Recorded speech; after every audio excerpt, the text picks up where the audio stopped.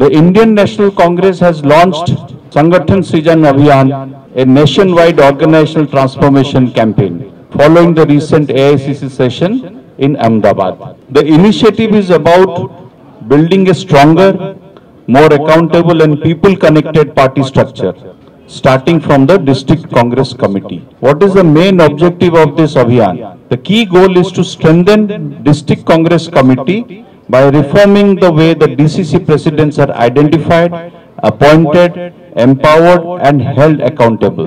What was happening earlier?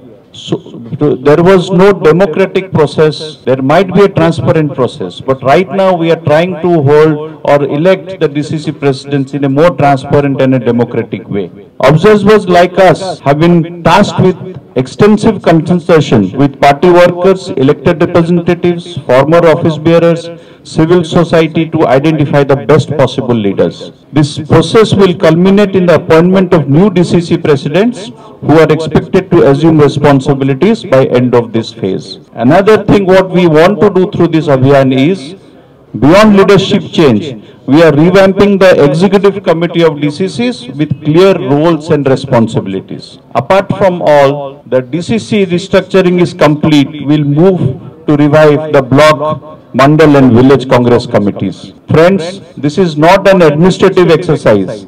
It is a political and ideological campaign to rebuild the party in the spirit of the Bharat Jodo Yatra and Bharat Jodo Nyaya Yatra, which our leader, Sri Rahul Gandhi, completed from Kashmir to Kanyakumari and continued this throughout the country. These yatras help reaffirm the Congress ideology of justice, inclusion and secularism.